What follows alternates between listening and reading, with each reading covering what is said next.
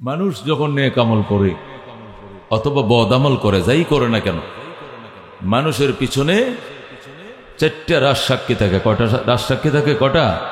চারটা। এক নম্বর রাজ সাক্ষী হলো মাটি। কথা কোন ঠিক কিনা? কারণ মাটির সাথে মানুষের সাথে এমনি সম্পর্ক। মিনহা খালাকনাকুম ওয়া ফিহা নুঈদুকুম ওয়া মিনহা নুখরিজুকুম তারাতান উখরা।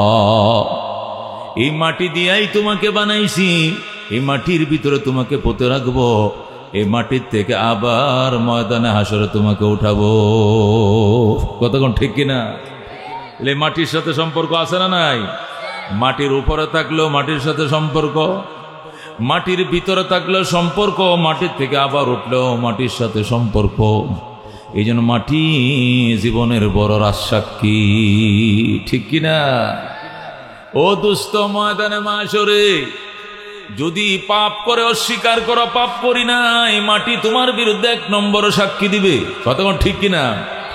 আমার বুকে বসবাস করেছে, আমার বুকে ধম্ব করে চলেছে, পাপ করে চলেছে, অনুশোচনাও ছিল না।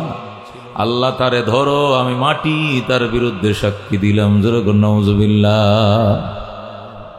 দোস্ত, ওই দিন কি দিবে? মাটি সাক্ষী দিবে। আল্লাহ বলেন, ইজা জুলজিলাতিল আরদু জিলজালাহা, ইজা জুলজিলাতিল আরদু জিলজালাহা ওয়া আখরাজাতিল আরদু আসকালাহা ওয়া ক্বালাল ইনসানু মা লাহা বিআন্না রাব্বাকা আওহা লাহা। আল্লাহু আকবার। আল্লাহ বলেন, যেদিন জমিন তার নিজস্ব কম্পনে প্রকম্পিত হয়ে যাবে, জমিনের ভিতরে যে গোপন কথা ছিল সব জমিন বের করে দিবে। জমিন পরিষ্কার বলবে, আল্লাহ, আমি জমিনের উপরে বসে জিনা করছে, সুদের টাকাটি আমি জমিনের উপরে বসে গুনছে, সে চুরি করছে, সে ডাকাতি করছে, সে এই পাপ করছে, ওই পাপ করছে, সে খুন করছে। নীরবে গাজীপুরের জঙ্গলের ভিতরে নিয়া মাটির উপরে শোয়া, এরপর উপর করে শোয়া চাকু দিয়ে তাকে সে জবে করছে, আমি জমিন সাক্ষী। ওই সময় দুস্থ অস্বীকার করার কোনো উপায় থাকবে না, ঠিক না? এই জন্য দুস্থ, সবচেয়ে বড় পাপ, সবচেয়ে মহাপাপ, জমিনকে সাক্ষী বানায় পাপ করা সবচেয়ে বড় মহাপাপ। আর এই পাপের মধ্যে আরো জঘন্যতম পাপ হলো জমিন আত্মসাৎ করা। আল্লাহর হাবিব বলেন যে জমিন দিয়ে, যে মাটি দিয়ে তোমার বানাইছি, এই মাটি যদি তুমি আত্মসাৎ করো, মান একতা শিবরাম মিনাল আরদে, মান আখাজা শিবরাম মিনাল আরদে, যে ব্যক্তি 1 বিঘা জমিন আত্মসাৎ করবে, তাওয়াকাহুল্লাহু ইলা সাব'i আরাদিন ইয়াউমাল কিয়ামা, কিয়ামতের দিন 7 তবকা জমিনকে তার গলার মালা বানিয়ে দিয়ে তারা দাঁড় করাইবেন হাশরের ময়দানে। আল্লাহ বলেন, চুরি করার জিনিস পাইছিলেন, আত্মসাৎ করার জিনিস পাইছিলেন, মাটিও মানুষ চুরি করে, জমিনও মানুষ দখল করে। জমিন দখল করছো, শক্তির মহড়া দেখাইছো, সীমানার কোটা 3 হাত দূরে নিয়ে কাটছে, কয় বেড়া হইলে আয় সীমানার খোটাটা তুলতে গিয়ে কুপদে গলা কাইটালাম। রাঙ্গা দিন বুইলা যায়, এখন আমি ক্ষমতায়, বলে কিনা, আয় কে আইবি, আয় এখানে থাকবে সীমানার খোটা। 30 বছর পর্যন্ত আইল ছিল এখানে, 30 বছরের মাথা আইল চলে গেছে ওখানে। নবী বলেন, সব সহ্য করা হবে, সীমানার খোঁটা নাড়াইছো, এটা কোনোদিন মেনে নেওয়া হবে না। এই জন্য দোস্ত, মানুষ নেক আমল করুক আর বদ আমল করুক, মানুষের নেক আমলের পক্ষে বদ আমলের বিপক্ষে সাক্ষী হয় 4 জিনিস। কয় জিনিস? 1 নম্বরে জমিন, 2 নম্বরে ফেরেশতা। 2 নম্বর সাক্ষী কে? এই যে আমরা এখানে মাহফিল ওয়াজ শুনতেছি, চারপাশে ডিউটির ফেরেশতা আছে না নাই?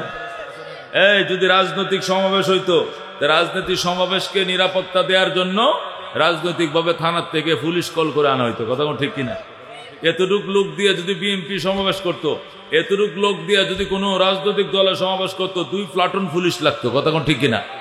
বাসি ফুয়াইতো আর বলতো, পকেট চেক করো, এই বোমা আছে কিনা দেখো, অমুক আসেনি হোমুক আসেনি, চেক করতো। কথা ঠিক কিনা? কেন?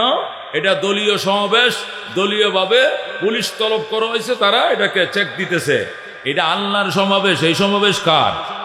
এই মজলিস কার? আল্লাহর। এই জন্য আল্লাহর নিরাপত্তা কর্মীরাও কিন্তু এখানে নামছে। আল্লাহর নিরাপত্তা কর্মীরা চারদিকে বেষ্টন হয়ে দাঁড়ায় রয়েছে। কথা কোন ঠিক কিনা?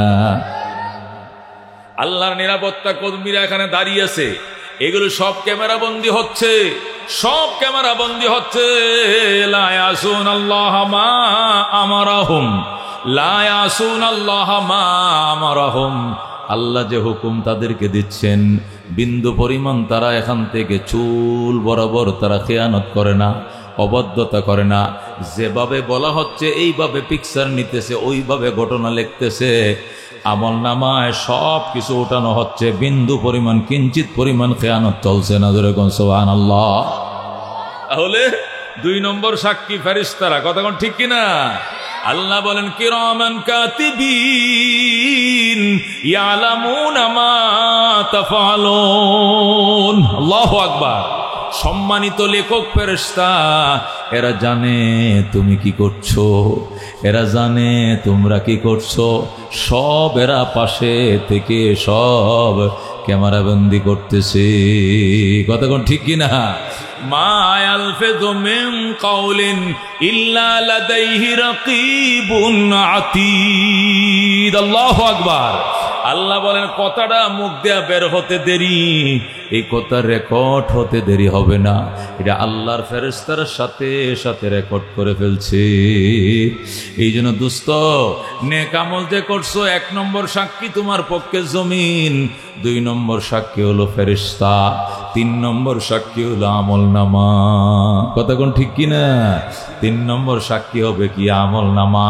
হাশরের ময়দানে আল্লাহ রাব্বুল আলামিন ফেরেশতা দিয়ে আমল নামা দিয়া দিবেন হাতে হাতে, আর বলা হবে ধরো ধরো তোমার আমল নামা, ধরো তোমার আমল নামা। তুমি নাও, ইকরা কিতাবাকা, ইকরা কিতাবাকা, তোমার আমল নামা তুমি পড়ো। কাফা বিনফসিকাল ইয়াউমা আলাইকা হাসিবা, কাফা বিনফসিকাল ইয়াউমা আলাইকা হাসিবা। তোমার জীবনের হিসাব নিকাশের জন্য তুমি যথেষ্ট। এখানে সব লেখা আছে, আমার কিছুই বলার নাই। আল্লাহু আকবার। বান্দা আফসোস করতে থাকবে আর নিজের ধ্বংস নিজে কামনা করতে থাকবে। ইয়া ওয়াইলাতানা মা লিহাযাল কিতাব লা ইউগাদিরু সগীরাতান ওয়ালা কাবীরাতান ইল্লা আহসাহা। আফসোস করবে আর কাঁদতে থাকবে। ইয়া ওয়াইলাতানা, হে আমার কপাল পোড়া, আমার ধ্বংস, আমি ধ্বংস, আমি কপাল পোড়া। কি হলো? আমল নামার লা ইউগাদিরু সগীরাতান ওয়ালা কাবীরা। আমার জীবনের ছোট আমল বাদ দেয় নাই, বড় আমল বাদ দেয় নাই, সব এখানে লেখা রাখছে। আল্লাহু আকবার। কপাল পোড়ারা আল্লাহ দরবারে কাঁদতে থাকবে, আল্লাহ আমার জীবনেরটা উনি বরাবর কিছু বাদ হয় না, এখানে সব লেখা। আফসোস করবে আর কাঁদতে থাকবে। ইয়া ওয়াইলান লান উতা কিতাবি আল্লাম উতা কিতাবি আল্লাম উতা কিতাবি, চিল্লাইতে থাকবে আর বলবে আল্লাহ আমার কেন আমল নামা দেওয়া হয়েছিল? আমাকে যদি আমল নামা দেওয়া না হতো, আমল নামা দেওয়া না হতো, আমি বেঁচে যেতাম। আমল নামা দিয়ে তো আমাকে বড় পেরেশানের মধ্যে ফেলে দেওয়া হয়েছে। আমার ঘুম হারাম হয়ে গেছে, খানা হারাম হয়ে গেছে। এমন আমল নামা কেন আমাকে আগেই দেওয়া হলো? আমল নামা পায়া মানুষ খুশি হবে, আর কপাল পোড়ার আমল নামা পায়া আগুনে জ্বলতে থাকবে। কথা কোন ঠিক কিনা? এলাই আমার কেন আমল নামা দেওয়া হলো, এই বলে সে চিৎকার মেরে কাঁদতে থাকবে। ও দুস্থ, তাহলে কি বুঝলাম? দুনিয়ার সিসি ক্যামেরা ফাঁকি দেওয়া যায়, ঠিক কিনা? এলিট ফোর্সকে ফাঁকি দেওয়া যায়। দুনিয়াতে তুমি সিআইডি পুলিশ ফাঁকি দিতে পারবা, ডিআইজি কে ফাঁকি, ডিএফআইজি কে ফাঁকি দিতে পারবা, সরকারি বিভিন্ন সংস্থা, গোয়েন্দা সংস্থাকে ফাঁকি দিতে পারবা, সিসি ক্যামেরা ফাঁকি দিতে পারবা।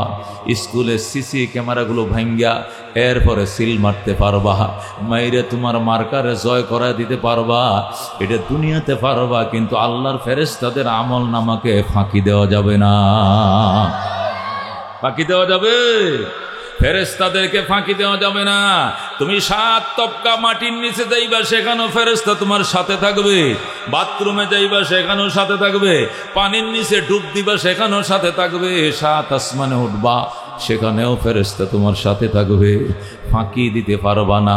সবচেয়ে বড় কথা, 4 নম্বর সাক্ষী হবে তোমার অঙ্গ প্রত্যঙ্গ। 4 নম্বর সাক্ষী কি হবে? তোমার অঙ্গ প্রত্যঙ্গ। তোমার হাত তোমার বিরুদ্ধে সাক্ষী দিবে, তোমার পা তোমার বিরুদ্ধে সাক্ষী দিবে, তোমার চোখ তোমার বিরুদ্ধে সাক্ষী দিবে, আমার নাক আমার বিরুদ্ধে সাক্ষী দিবে। আল্লাহু আকবার। আল্লাহ পরিষ্কার বলবেন, আলিয়াউমা নাখতিমু আলা আফওয়াহিহিম, আলিয়াউমা নাখতিমু আলা আফওয়াহিহিম ওয়া তুকাল্লিমুনা আইদিহিম ওয়া তাশহাদু আরজুলুহুম বিমা কানু ইয়াকসিবুন। বলেন আল্লাহু আকবার। আল্লাহ বলেন, তুই মিথ্যা কথা বলতে বলতে তোর জিহ্বাটা এত লম্বা হইছে, তুই হাসরের ময়দানে আইসো মিছা কথা কও, ঠিক আছে তোমার মুখে তালা লাগায় দেব। আল্লাহ বলবেন, কত বড় সাহস, তুই মূর্তি পূজায় গেছিলে কেন? এত বড় সাহস, তুই দেবতা পূজায় গেলি কেন? এত বড় সাহস, তুই আল্লাহর পরিবর্তে দেবতা বানাইলে কেন? হরে রাম হরে কৃষ্ণ পূজা করলি কেন? এদেরকে তোরা নিজের হাতেই বানাইছস, নিজেই মাটি দিয়ে বানাই আবার কেমনে দেবতা বানাইলি? এরা কেমনে তোর খোদা হয়? তুই তো তারে বানাইছস, সে তো তোরে বানায় নাই। খোদা তো তোরে বানানোর কথা ছিল, কিন্তু তুই বানাইছস তারে, সে আবার তোর খোদা কেমনে হয়? আল্লাহু আকবার। যখন যুক্তি দিয়ে আল্লাহ জিজ্ঞাসা করবেন, তখন সে উত্তর দিতে পারবে না। তখন বলবে, আল্লাহে রব্বিনা মা কুন্না মুশরিকিন। আল্লাহর কসম খায় বলবে, আল্লাহ ওগো রব, আপনার শপথ করে বলছি, আসলে শিরিক করি নাই, শিরিক করি নাই, মিছা কথা, আমি শিরিক করি নাই। আল্লাহ বলবেন, এত বড় সাহস, মিথ্যা কথা বলতে বলতে তোর স্পর্ধা এত বেড়ে গেছে, আমার সামনে উনি মিথ্যা কথা বলবে। ফেরেশতারা এদিকে আয়, এই ঠোঁটের নিচে দেয়া ছিদ্র কর, উপর দেয়া ছিদ্র কর, তালা লাগা। ধরে আল্লাহু আকবার।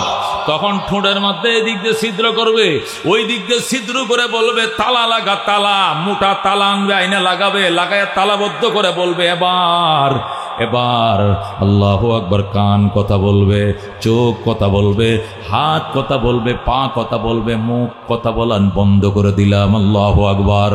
তখন প্রত্যেকটা অঙ্গ প্রত্যঙ্গ বন্দার বিরুদ্ধে সাক্ষী দিবে। তখন বন্দা কানবে, আল্লাহ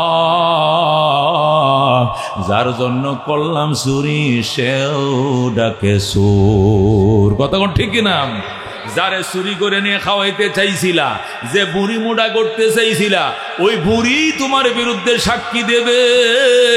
এই অঙ্গ প্রত্যঙ্গই তোমার বিরুদ্ধে রাজ সাক্ষী হবে। কথা কোন ঠিক কিনা? আল্লাহ বলবেন, তোর এত বড় সাহস, তুই আমার নামে কসম খায় বলতেছিস, আল্লাহ রাব্বিনা মা কুন্না মুশরিকিন, ও আমার প্রতিপালক, আপনার জাতে কসম খায় বলছি, শিরিক তো করি নাই। আল্লাহ বলবেন, আলিয়াউমা নাখতিমু আলা আফওয়াহিহিম ওয়া তুকাল্লিমুনা আইদিহিম ওয়া তাশহাদু আরজুলুহুম বিমা কানু ইয়াকসিবুন। ওই সময় বান্দা, ওই সময় নিরুপায় হয়ে কানবে আর বলবে, আয়া ওয়াইলাতানা, হায় আমার কপাল পোড়া, আমার ধ্বংস। ওই সময় নিজের ধ্বংস নিজে কামনা করবে, নিজের উপরে নিজে বিরক্ত হয়ে যাবে, নিজের গায়ের মাংসগুলো কামড়ায়া শেষ করে ফেলাইবে, হাতের গোশতগুলো কামড়ায়া দরমজা বানায় ফেলাইবে, নিজের বিরুদ্ধে নিজে বৎসনা করবে। যেরকম নওজুবিল্লাহ। এই জন্য দোস্ত, জমিন কিন্তু সাক্ষী আছে, ফেরেশতাও কিন্তু আছে পিছনে সাক্ষী, আমল নামাও কিন্তু লাগা আছে, অঙ্গ প্রত্যঙ্গ কিন্তু সাথে আছে। গুনাহ করতে বড় সাবধান, সাবধান থাকবেন তো ইনশাআল্লাহ।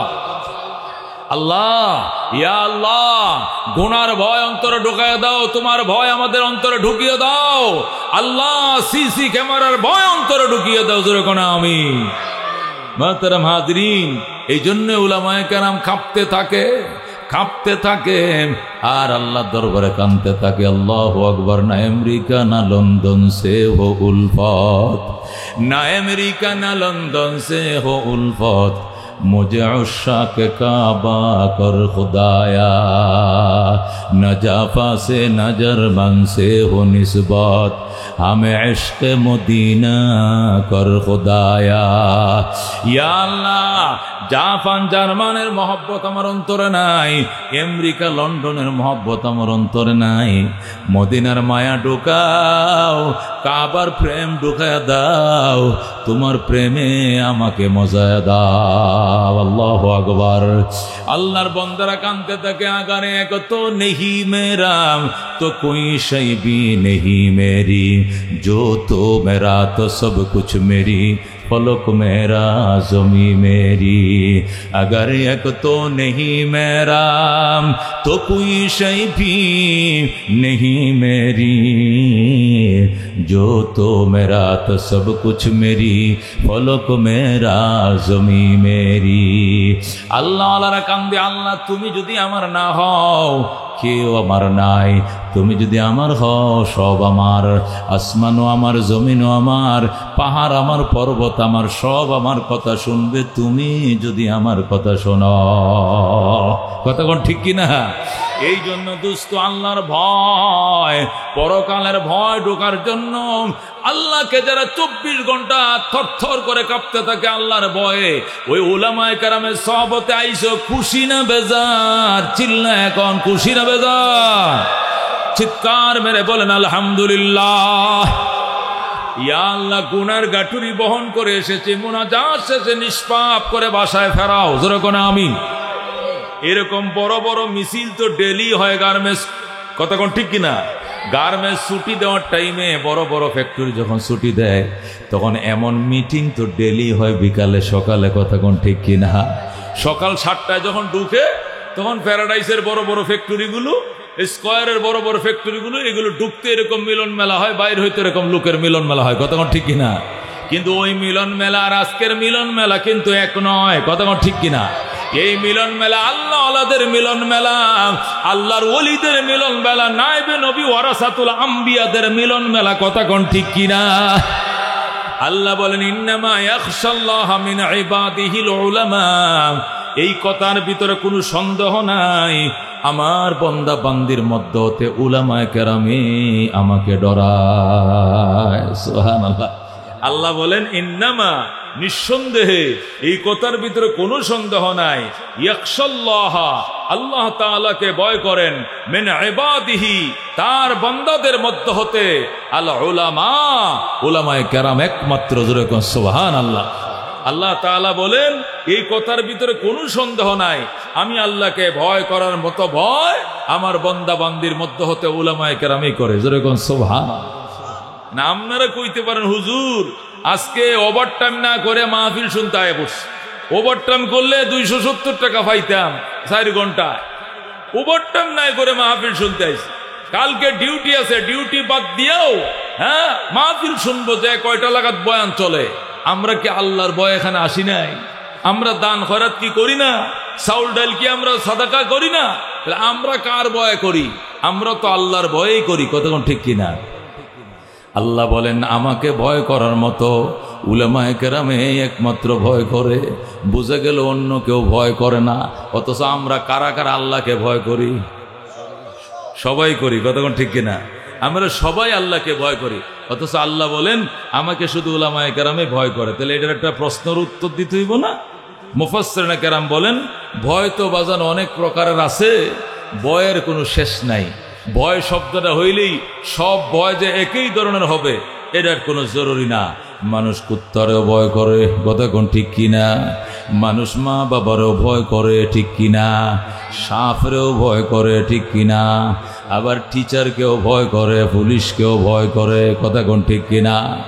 মানুষ মা বাবারেও ভয় করে, আমি আমার পিতা মাতাকে ভয় করি। আবার কাতিমাসিয়া দিন কুত্তারেও ভয় করি, কথা কোন ঠিক কিনা? তাহলে কুত্তারে যে কারণে ভয় করে, মা বাবারে কি এই কারণে ভয় করে? কুত্তারে যেমনে ভয় করে মা বাবারে কি এমনি ভয় করেনি? তাহলে বলছে তো মা বাবারে ভয় করো, পাগলা কুত্তারে ভয় করো, বিষাক্ত সাপরে ভয় করো, নিজের শিক্ষকরে ভয় করো, পুলিশকে ভয় করো, চোররে ভয় করো, ডাকাতরে ভয় করো। সব ভয় কি এক ধরনের? সব ভয় কি এক ধরনের? তাহলে আল্লাহ বলছে আমারে বন্দা ভয় করে, ভয় যেটা আল্লাহরে ভয় করার মতো যে কোয়ালিটি আছে, এই কোয়ালিটিটা মৌলবীরা জানে, মৌলবীরা মানে। কথা কোন ঠিক কিনা? ওই কোয়ালিটি আমরা জানিও না, মানিও না, এই জন্য কয় যে মৌলবীরাই ভয় করে, আর অন্যটি ভয় করে না। কারণ কি? কারণ কি? কুত্তারে ভয় করে কেন? কাতি মাসের দিন কামড় দেওয়ান লাগতো না যদি খালি আসুর মারে, নখ দিয়া কি মারে, কামড় লাগতো না যদি আসুরা মারে, 14টা ইঞ্জেকশন লাগবো নাবির সারি কিনারে। কথা কোন ঠিক কিনা? নাইলে কি হইব? নাইলে জলাতঙ্ক রোগ হইব। 14টা ইঞ্জেকশন নাবির সারি পাশে দিতে হবে। 24 ঘন্টার ভিতরে 24 ঘন্টা পার হয়ে গেলে চলবে না। ময়মনসিংহ পারো অথবা ঢাকা মেডিকেল পারো, নাইলে গাজীপুর, যেখানে পারো দৌড়াইয়া যাও। 24 ঘন্টার ভিতরে 14টা ভ্যাকসিন দিতে হবে, ইঞ্জেকশন দিতে হবে, নতুবা জলাতঙ্ক রোগ হয়ে যাবে। কুত্তার বাচ্চা ফেটে জন্ম নিবে, কুত্তার মতো কেউ কেউ করবে, পানি দেখলে ভয় পাবে, জলাতঙ্ক রোগ। দেখছেননি কুত্তায় কামড়ালে হয়? দেখছেননি? তে দুস্থ কুত্তাকে ভয় করি কেন? এই জন্য ভয় করি যদি কামড় দেয়। এই কামড় কাতি মাসের দিন, এখন আশ্বিন কাতি মাসের দিন চলতেছে, প্রত্যেকটা কুত্তার ভিতরে বাচ্চা আছে। যদি কামড় দিয়া ভয়, আসর দিয়া ভয়, 14টা ইঞ্জেকশন লাগবো। এই জন্য জমের মুখে যাব, তারপরেও কুত্তার মুখে যাইব না। কিন্তু মা বাপরে কি জন্য ভয় করে? মা বাবা কামড় মারেনি, পেটে বাচ্চা হয়নি, জলাতঙ্ক রোগ হয়নি। মা বাবারে ভয় করে কেন? উনি আমার মা, উনি আমার বাবা। আমার মা বাবার মিলনে আমি দুনিয়া দেখছি। গায়ের চামড়া দিয়া যদি মা বাবার জুতা বানায় দেই, আর বলি মাম এই জুতাটি আমি আমার গায়ের চামড়া দিয়ে অর্ডার দিয়ে বানায় রাখছি, তুমি পরো মাম। ও মাম, এই চামড়াটি তোমারে দিলাম, আল্লাহ তুমি এই জুতাগুলো পরো, আমার গায়ের চামড়া দিয়ে বানাইছি। তবু গো এক ফোঁটা দুধের দাবি আদায় হবে না। কথা কন ঠিক কিনা? তাহলে মা বাবারে ভয় করে যে কারণে, কুত্তারে ভয় করে অন্য কারণে। কথা কোন ঠিক কিনা? দুইটার ভয়ের কোয়ালিটি এক নয়। ও দুস্থ, সাপ ভয় পড়ে কেন? সাপে কামড় দিলে যদি উজা পাইতে দেরি হয়, সাপে কামড় দিলে যদি উজা পাইতে দেরি হয়, তাহলে কাম শেষ, ধ্বংস হয়ে যাইবা। ওই পাহাড় থেকে উজা আনতে আনতে তুমি দুনিয়াতে চলে যাইবা। এই জন্য যেখানে শুনছে দাঁড়ায় সাপ আছে, মাচ্চ হাঁফ আছে, বিষাক্ত সাপ আছে, আমি নাই, আমি নাই দুস্থ, মাপ আছে, দোয়া আছে, এই পথ দিয়ে জীবনেও যাইতাম না। এই রাস্তা দিয়ে বাসা ভাড়া নিয়েছিলাম, এখান থেকে আগামী মাস থেকে বাসা বাদ দিয়ে অন্য রাস্তায় বাসা ভাড়া নিব। এই রাস্তায় নাকি সাপ থাকে রাত্রিবেলায়। এ দুস্থ শিক্ষককে ভয় করে কেন? আমি আলিফ বাসা জানতাম না, শরীয় সরায় চিনতাম না, ABCD জানতাম না। এই শিক্ষকের কাছে যাইয়া ভর্তি হওয়ার পর আমার উস্তাদ আমার লেখাপড়া শিখাইছেন, আমি মূর্খ ছিলাম, আমার শিক্ষিত বানাইছেন। আমার গায়ের চামড়া দিয়ে জুতা বানা দিলেও তার আক্ষরিক শিক্ষার ঋণ পরিশোধ হবে না। এই জন্য শিক্ষকরে দেখলে সম্মান করে, চেয়ার থেকে দাঁড়ায় পড়ে, রিস্কার থেকে নাইমে যায়, উন্ডা থামায়া দাস আদাব স্যার আদাব সালাম দেয়, মুসলমানরে সালাম দেয়। আর শিক্ষক যদি হিন্দু হয় তবু আদাব দেয়, তারপরেও সে শিক্ষকরে সম্মান করে। কথা কোন ঠিক কিনা?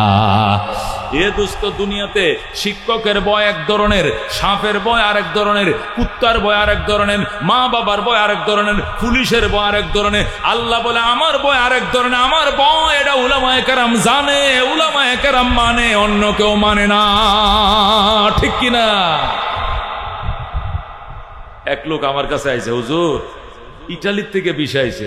আমি কয় টাকা লাগবো? কয় মোটামুটি 16 লাখ টাকা দিছি, আরো দিতে হইব। কি এর হোটেলের ভিসা। তা এখন আমার কাছে কিনলে দোয়াল লেগে আইছো? দোয়া তো আছেই হুজুর। আরেকটা ঘটনা কি, এখন আমার নাকি দাড়িটি চাইতে, দাড়ি কি করতে হবে? দাড়ি দেখলে হয়তো বা এই জঙ্গি টঙ্গি নানান করে নাও দিতে পারে, সন্দেহ আছে। এই জন্য দাড়িটা এটা কাটা জায়েজ হবে কিনা, এই জন্য আপনার কাছে আইসি। আপনি তো আমগো মসজিদের খতিব সাহেব প্রায় অনেক বছর ধরে, এই হিসাবে আপনার কাছ থেকে ফতুয়াটা, আপনি আমার দুঃখ দুর্দশাটা বুঝবেন, আর তো কেউ বুঝতো না, যেহেতু আপনি আমার মুসল্লি। 16টা টাকা লাগছে, আমি ঘর বাড়ি বেচে দিছি। এখন আমি খালি যাওয়া পর্যন্ত দাঁড়িয়ে চাইছিলাম, পরে হেইনো যাইয়া ফুরান হয়ে গেলে আল্লাহ চাই তো রাখবো। আর যদি ওই দেশে রাখা না যায়, বাংলাদেশে শৈলী আয়া পরে আবার নতুন করে দাঁড়িয়ে রাখবো, এটা জায়েজ হইব কিনা? আমি কইলাম তো তুমি কি মনে করো? কয় এটা তো আমি বুঝি না, এই জন্য আপনার কাছে আইছি। আমি তুই কি কথাটা আমার মুখে শিখাই দিতেছস? যাতে আমি তোরে কই যে হ্যাঁ আপাতত কাইটেলা, পরে এবার রাখিস, এটা বলার জন্য তুই আইসস। কই এরকম একটা সাহস তো কম না তোর। এ পাগল, ইটালির বিষয় নয়, ইটালির রাজা যদি আমাকে বানানো হয় আর বলে অলিউল্লাহ তোকে ইটালির প্রেসিডেন্ট বানানো হবে, শুধুমাত্র দাড়িটা ক্লিন শেভ করতে হবে, আর কিচ্ছু লাগতো না, শুধু দাড়িটা সাজবে, সোজা নিয়ে তোরা প্রেসিডেন্টের গদি বসা দেয়া হবে। ইটালির গদির উপরে বাম পায়ে লাথি মেরে দিব, পয়গম্বরের কলিজায় ফুঁস দিতে পারবো না। কথা কোন ঠিক কিনা? এই জন্য দুস্থ পাবলিকের দিনদারি আর মৌলবীদের দিনদারি রাত দিন বেশ কম। কথা কোন ঠিক কিনা? এই জসিম, হেতের নাম কিতা? জসিম। এই জসিমে আমি যখন তারে তাড়া দিলাম, সে চলে গেল, কিছুদিন পরে শুনি সে দাড়ি কাটতেই গেছে, যেরকম নওজুবিল্লাহ। সে ইটালি গেছে, ইটালি থেকে আইসে আর ডরে আমার সাথে দেখা করে না, জুতা দিয়ে দিব আমারে। দাড়ি এখনো রাখে নাই। মৌলবীরা এটা কোনোদিন পারতো না, একটা হাক্কানি আলেম কোনোদিন পারতো না। কথা কোন ঠিক কিনা? এই জন্য আল্লাহ বলছে ইন্নামা ইয়াখশাল্লাহ মিন ইবাদিহিল উলামা, আমি আল্লাহকে ভয় করার মতো ভয় আমার বান্দা বান্দীদের মধ্যে হতে উলামায়ে কেরামই করি। কথা কোন ঠিক কিনা? ও দোস্ত, রাহমাতুল লিল আলামিন সাল্লাল্লাহু আলাইহি ওয়াসাল্লাম আল্লাহ রাব্বুল আলামিন থেকে যে ইলম আনছেন কোরআন দ্বারা, এবং যে ইলম বিতরণ করছেন হাদিস দ্বারা, এইগুলো যাদের ভিতরে সংরক্ষিত তাদেরকে উলামা বলা হয়। কথা কোন ঠিক কিনা? ইলম আর দুনিয়ার শিক্ষার মধ্যে বেশ কম আছে, খুব ভালো করে বুঝেন। ইলম বলা হয় ওই জ্ঞান, কোন ইলম বলা ওই জ্ঞান যে জ্ঞানের বাড়ি লৌহে মাহফুজে। কোথায়? আর বিদ্যা বলে ওই জ্ঞান যে জ্ঞানের বাড়ি মাটিতে। কোথায়? মাটিতে। কথা কোন ঠিক কিনা? ইলম বলা হয় আল্লাহ রসুলের প্রদত্ত জ্ঞানকে, আর জ্ঞান বলা হয়, বিদ্যা বলা হয় নজরুল ইসলামে লেখছে, খায়রুল ইসলামে পড়ে, রবি ঠাকুরে লেখছে, কবি ঠাকুরে লেখে, জসিমউদ্দিনে লেখছে, করিমউদ্দিনে পড়ে, এটাকে বলে বিদ্যা। কথা কোন ঠিক কিনা? বিদ্যা আর ইলমের ভিতরে পার্থক্য আছে। দুনিয়ার বিদ্যাকে নিয়ে ইলমের সাথে লাগায়েন না। একটাই কইতেছে, হুজুর আমার ছেলেকে MBA BBA করার জন্য অস্ট্রেলিয়া পাঠাইতেছে, তো মোনাজাত দিয়ে নামাজের পরে। আমি বললাম 1000 টাকা লাগবে, নাহলে মোনাজাত দিতাম না। কিয়া হুজুর? আমি আমগো ইমাম, এই ফালতু দুনিয়ার মোনাজাত দিয়ে আমগো 2 পয়সা লাভ হইব বেটা। কিয়া নবী কইছেন না যে জ্ঞান অর্জন করার জন্য শুধু সিনে যাও, এটা তো হাদিসের উপর আমি আমল করতেছি। আরাম দাদা নবী কি ওই তোর ABCD শিখতে যাইতে কইছে না? হ্যাঁ, আগডুম বাগডুম ঘোড়ার সাথে ডাকডুল বাজে, এই হাওরুটি কাঁচামরিচ বিলাতি বিস্কুট শিখতে কইছে না কোরআন হাদিসের ইলম শিখতে বলছে? যেরকম আল্লাহু আকবার। নবী বলতে উতলুবিল ইলমা ওয়ালাউ কানা বিসিন, শরীয়তের ইলমের কথা যদি শুনো সিনে আছে, তাহলে ওই দূর দেশে যায় হইলো ইলম শিখবা, তারপর ইলম থেকে দূরে থাকবা না। যেরকম সুবহানাল্লাহ। এটা তোমার আগডুম বাগডুম শিখতে সিন যাইতে কয় নাই নবী, পাঁচানি। ও আচ্ছা, আমি তো মনে করছিলাম এলেম মানে শিক্ষা। তা আমরাও তো শিক্ষিত মানুষই, তো আমরা তো, তোরাও কি আলেম? তোর কেউ 2 রাকাত নামাজ পড়ো, তোর পিছনে মুসারের ঘরের মুসার, তোর ইমাম বানায় কি 2 রাকাত নামাজ পড়বো কেউ পিছনে?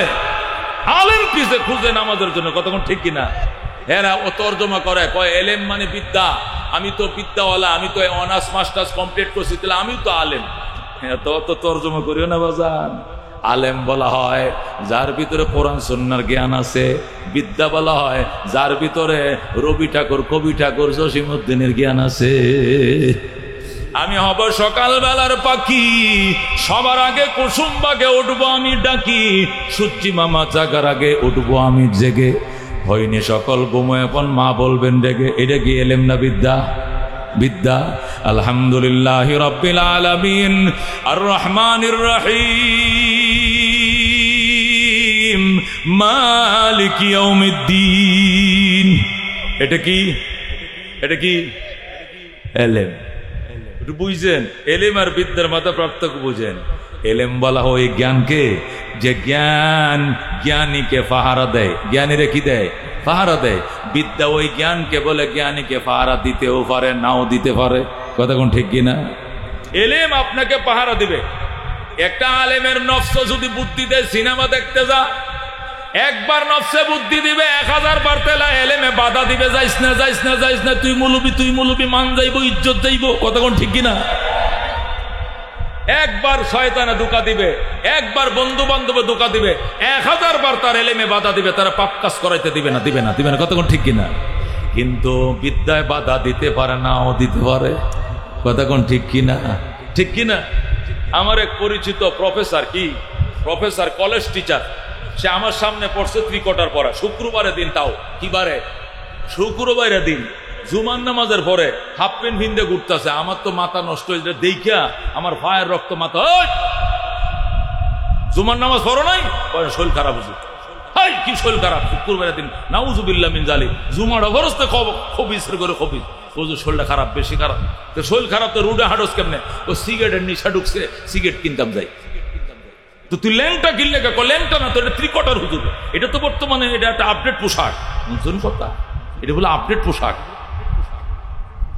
তুমি কি গার্মেন্টসে চাকরি করো? কয় না, আপনি জানেন না আমি কলেজ টিচার।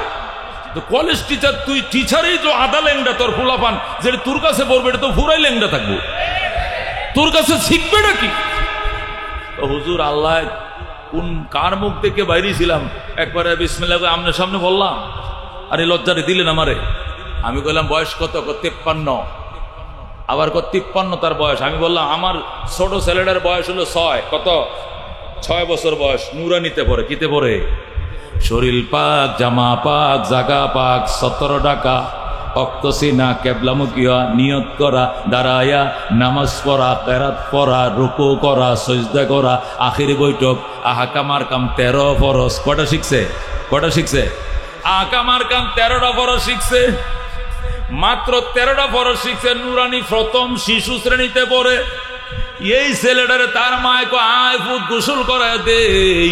ছেলে কয়, মা তুমি গোসল করালে মানি না। কয় কেন? তুমি আমার নুনু দেই খেলাইবা। হুজুরে কইছে 70 টাকা, এটা ফরজ, এটা দেখানো যাবে না। আল্লাহু আকবার। এ খাটাস, তোর বয়স 53। আমার ছোট বাচ্চাটার বয়স 6 বছর। তার 6 বছরের এই এলেমে তারে বাধা দিছে, সে হাঁটু দাম করবে না, নুনু দেখাবে না। মায় গোসল করালে সে মানে না, নিজের গোসল নিজে করে। ঠিক কিনা? মায় গোসল করালে তো হাফ প্যান্ট খুলে লাইব, পায়জামা খুললা সাবান দিয়ে ডইলে গোসল করবে আমার ছোট ফোলা। ঠিক কিনা? কিন্তু সে কয়, মা তুমি গোসল করালে মানি না। হুজুরি বলছে নুনুকে ওরে দেখান যাইতো না, হাঁটুর থেকে নাভি পর্যন্ত ডাইকা রাখা এটা ফরজ। সুবহানাল্লাহ। এ দোস্ত, এটাকে বলে এলেম। আলেমকে ফাহারা দেয়, কিন্তু দুনিয়ার বিদ্যা ফাহারা দিতেও পারে, নাও দিতে পারে। ভালো ফ্যামিলি হইলে, ইসলামিক ফ্যামিলি হইলে, জেনারেল লাইনে পড়লেও দেখা যায় ফরজ টরজ ডাক্কা ডুক্কা রাখে, কিছু কিছু আছে, কিন্তু অধিকাংশ ল্যাংটা। কথা কোন ঠিক কিনা? এ দোস্ত, এই জন্য এলেম আর বিদ্যার পার্থক্য বলতেছিলাম, বুঝতে হবে। এলেম আর বিদ্যার আরেকটা পার্থক্য হলো, খেয়াল করে শুনেন, এলেম শিখলে নবীর ওয়ারিস হওয়া যায়, বিদ্যা শিখলে নবীর ওয়ারিস নয়। কথা ঠিক কিনা? যারা আলেম এরা নবীর ওয়ারিস, কিন্তু যারা বিদ্যা শিখে ওরা কি নবীর ওয়ারিস না। কথা ঠিক কিনা? এলেম আর বিদ্যার আরেকটা পার্থক্য শুনেন। এলেম, আল্লাহু আকবার, এলেম আলেমের কাছে থাকবে কতদিন? জীবনে, মরণে, কবরে, মিজানে, ফুলসিরাতে, জান্নাতে যাওয়ার পরেও সাথে থাকবে। যেরকম সুবহানাল্লাহ।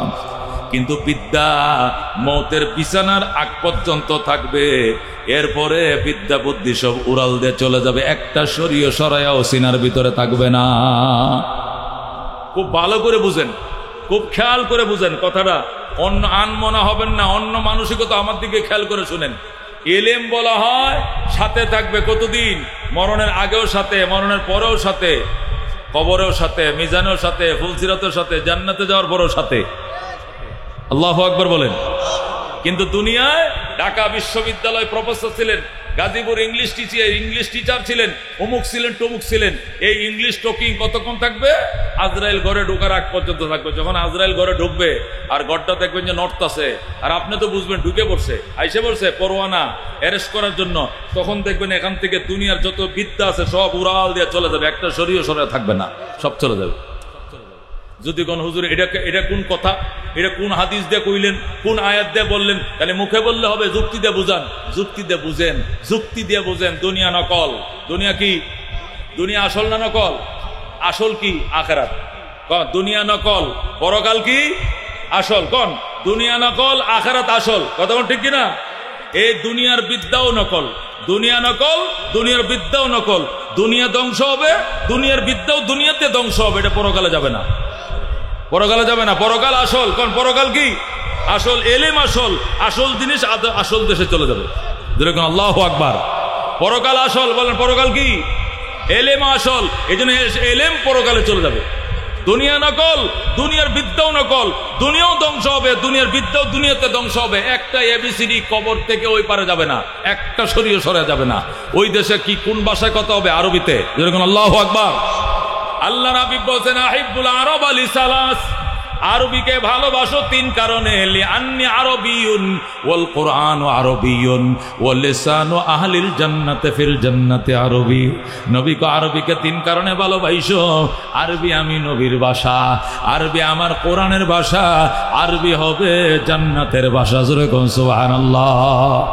তাহলে ইংরেজি কই গেল, বাংলা কই গেল? ওটা নকল দুনিয়ার ভাষা, এটা আসল দেশে যাবে না।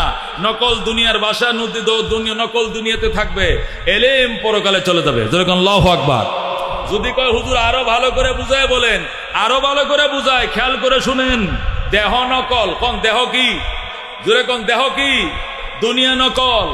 দেহ মারা গেলে কই থাকবে? দুনিয়াতে পড়ে থাকবে। পরকাল আসল। কথা কোন ঠিক কিনা? রু আসল। কোন রু কি আসল? পরকাল আসল। রু আসল জিনিস আসল দেশে চলে যাবে। রু হইল আসল, পরকাল আসল।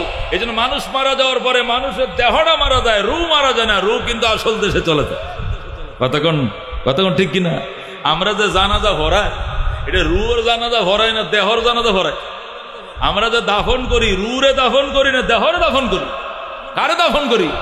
দেহরে দাফন করি। দেহরে মাটির তলে দাফন করি। রুরে দাফন করতে পারবো না কেন? রুরাল দিয়া চলে গেছে। রু যদি জান্নাতের আত্মা হয় তাহলে চলে গেছে ইল্লিনে, আর যদি আত্মাটা জাহান্নামের আত্মা হয় চলে যাবে সিজ্জিলে। কথা কোন ঠিক কিনা? ইল্লিন জান্নাতের একটা এলাকার নাম। সেখানে সব জান্নাতি আত্মাগুলো জমা হবে, পাখির কাবারে জান্নাতের আকাশে উড়াল দিতে থাকবে। সুবহানাল্লাহ। সিজ্জিল জাহান্নামের একটা এরিয়ার নাম। জাহান্নামী আত্মাগুলো সেখানে জমা হবে, দুনিয়াতে থাকবে না, উড়াল দিয়ে চলে যাবে। ওইটার ধরতেও পারবা না, দাফনও করতে পারবা না। ধরছি দেহ, দাফন করছি দেহ। দেহ নকল, দুনিয়া নকল। নকল দেহ, নকল দুনিয়াতে থাকবে। রু আসল, পরকাল আসল। পরকালে রু উড়াল দিয়ে চলে যাবে। কথা বুঝতে পারছে? ঠিক তো দ্রুপ, ঠিক তো দ্রুপ। দুনিয়া নকল, দুনিয়ার জ্ঞানও নকল। দুনিয়ার জ্ঞান দুনিয়াতে থাকবে, কিন্তু পরকাল আসল। পরকালের এলেম আসল। এলেম পরকালে চলে যাবে কেমনে? আল্লাহ নবী বলেন ইউকালু লিসাহিবিল কোরআন, জান্নাতের গেইটে কোরআনওয়ালাকে ডেকে বলা হবে ইকরা, পড়ো, ওয়ারতাকি, চড়ো, ওয়ারাত্তিল, সুন্দর করে পড়ো, কামা কুনতা তুরাত্তিলু ফিদ দুনিয়া, দুনিয়াতে যেরকম লম্বা বাড়ি মদ গুন্না সহকারে স্পষ্ট করে পড়তা, এইভাবে তুমি পড়ো। কি হবে? ফাইন্না মানজিলাকা ইনদা আখিরি আয়াতিন তাকরাউহা, তোমার জান্নাতের তলা ওখানে শেষ হবে, আয়াতের গণনা যেখানে শেষ হবে। তুমি যদি 6666 আয়াত পড়ো, তোমার জান্নাতের তালা হবে 6666 তলা। যেরকম আল্লাহু আকবার। তাহলে তাকে যে বলা হবে ইকরা, পড়ো, ইউকালিলু সাহিবুল কোরআন, কোরআন ওয়ালাকে বলা হবে পড়ো। কেমনে পড়বে? কোরআন শরীফ দিয়ে দিবনি সাথে, কোরআন শরীফ দিয়া দিছেননি সাথে। তাহলে পড়বে কেমনে? তার যে আত্মাটা উড়াল দিছে, আত্মার সাথে তার এলেমটাও, সিম কার্ডটাও সে লগে নিয়ে গেছে। যেরকম সুবহানাল্লাহ। দেহটা হইলো মোবাইল। দেহটা কি? মোবাইল। আর আত্মাটা হইলো সিম কার্ড। মোবাইল কোনো কারণে পানিতে ভরে নষ্ট হয়ে গেছে, টেহান গায়ে নষ্ট হয়ে গেছে, আসার গায়ে নষ্ট হয়ে গেছে। ওগা নতুন মোবাইল কিনে সিমটা ঢুকাই দিলে আগের মতো আবার 4GB আয় করবো। কতক্ষণ ঠিক কিনা? যা হিস্টোরির ভিতরে আছে এখন নামের লিস্টি শুদ্ধ সব আইসে পড়বে। কতক্ষণ ঠিক কিনা? আল্লাহু আকবার। দুনিয়ার এই যে দেহটা হইলো মোবাইল, এই দেহটা ধ্বংস হয়ে গেছে জাগ্গা, কিন্তু আত্মা নামক সিমটা আছে। ওই সিমটা নিয়ে পরকালে আরেকটা দেহ বানাইয়া নতুন দেহ মোবাইলের সাথে যখন আত্মা সেট করে দিবে, আবার অটোমেটিক 30 পারা কোরআন টাস টাস করে আইসা যাবে। যেরকম আল্লাহু আকবার, তাকে বলো আল্লাহু আকবার, আল্লাহু আকবার। ঘরে ঘরে জালো, ঘরে ঘরে জালো, ঘরে ঘরে জালো, নারে তাকবীর। ভাইজান এখন কি বুঝছেন আপনারা? বুঝছেন? দুনিয়া নকল, দুনিয়ার জ্ঞান নকল, নকল জ্ঞান নকল দেশে থেকে যাবে, পরকাল আসল, পরকালের এলেম আসল, এলেম পরকালে সাথে চলে যাবে। এই জন্য একটা আলেম ফুলসিরাতের ব্রিজের উপরে আলেমেই থাকবে। ফেরেশতারা বলবে মৌলানা সাহেব উড়েন ব্রিজের উপরে, মৌলানা সাহেব উড়েন। এটা আলেম যদি চিল্লায়ও যায়, কাকরাই যাইলে ওরা আলাদা বলবে ওলামাদের খিত্তায় বসেন আপনি। কথা ঠিক কিনা? বিশ্ব ইস্তেমা যাইবেন, দেখবেন হেদেও সেখানেও মৌলবীদের কি খিত্তা আলাদা, আলেমদের খিত্তা আলাদা, ওখানে বসেন। আল্লাহ তাআলা উলামাদেরকে আসরের ময়দানে আলাদা উঠাবেন। জোরে করে আল্লাহু আকবার। এই জন্য দোস্ত, এই আলেম বানানোর জন্য, কোরআন সুন্নাহর জ্ঞানের তালিম অব্যাহত রাখার জন্য আল্লাহ নবী মক্কা শরীফ সাহাবায়ে কেরামকে নিয়ে বসলেন। নবী বললেন সাহাবায়ে কেরাম তোমরা বসো, আমার উপর যে কোরআন নাযিল হতে শুরু করেছে এটা আলাদাভাবে তোমাদেরকে চর্চা করাইতে হবে। যারা লিখতে পারো লিখে নিবা, যারা লিখতে পারো না তারা মুখস্থ করে নিবা। আমার হাদিসগুলোকে আলাদা তোমরা লিখবা, কোরআন আলাদা লিখবা। এই চর্চার জন্য আমি একটু জায়গা দরকার, আমি মাদ্রাসা করব। আল্লাহ নবী যখন জায়গা খুঁজলেন, হযরত যায়েদ ইবনে আরকাম রাদিয়াল্লাহু তাআলা আনহু দাঁড়াইলেন। দাঁড়ায় বললেন ইয়া রাসূলুল্লাহ, ইয়া হাবিবাল্লাহ, আমি আমার বাবা আরকাম ইবনে আবিল থেকে ওই সফা পাহাড়ের পাশে একটু জায়গা পাইছি, এখানে ঘর বানাইতে চাইছিলাম। আমি নিজে থাকার জন্য, আমি বাহিরে তাঁবুর মধ্যে থাকব। আমি আমার বাবার থেকে পাওয়া এই জমিনকে মাদ্রাসার জন্য অক্ষ করে দিলাম। জোরে কোন সুবহানাল্লাহ। এই দারে আরকাম, হযরত আরকাম ইবনে আবিল, উনি মারা গেলে উনার ছেলে যায়েদ ইবনে আরকাম রাদিয়াল্লাহু তাআলা আনহু এই দারে আরকাম, যারা আরকাম ইবনে আবিল থেকে যায়েদ ইবনে আরকাম পাইছিলেন, নবীকে দিয়া দিলেন। আল্লাহ নবী মক্কায় মাদ্রাসা বানাইলেন। এখানে 13 বছর শিক্ষা দীক্ষা হয় মাদ্রাসায়, কওমি মাদ্রাসা। 13 বছর ছিল মক্কায় দারে আরকামে কওমি মাদ্রাসা। নবী বানাইছেন। কে বানাইছেন? নবী বানাইছেন। নবী প্রিন্সিপাল, নবী প্রতিষ্ঠাতা। আবু বকর, ওমর, উসমান, আলী তারা ছাত্র। কথা ঠিক কিনা? কোরআন তাদের সিলেবাস, হাদিস তাদের কি সিলেবাস। নবী প্রতিষ্ঠাতা প্রিন্সিপাল, নবী প্রতিষ্ঠাতা প্রিন্সিপাল, আবু বকর, ওমর, উসমান, আলী হলো ছাত্র। কোরআন হাদিস হলো সিলেবাস, কওমি মাদ্রাসা। কথা ঠিক কিনা? এটা 13 বছর পর্যন্ত ছিল। এরপরে নবী হিজরত করে মদিনায় চলে গেলেন। মদিনায় যাইয়া তিনি প্রথম মসজিদ বানাইলেন। মদিনায় মসজিদ ছিল না, মসজিদ বানাইলেন। ওই মসজিদে নববীর কোণার ভিতরে আবার মাদ্রাসা বানাইলেন। মাদ্রাসা তো সুফা, দারুস সুফা মাদ্রাসা বানাইলেন। সেখানে 10 বছর পর্যন্ত কোরআন সুন্নাহ তালিম চালাইলেন। এরপরে নবীর তিরোধান ঘটে গেল, নবীজি দুনিয়া থেকে চলে গেলেন। এরপরে হযরত আবু দারদা রাদিয়াল্লাহু তাআলা আনহু দামেস্কে, সিরিয়ার রাজধানী দামেস্কে কওমি মাদ্রাসার 3 নম্বর শাখা প্রতিষ্ঠা করলেন। যেরকম সুবহানাল্লাহ।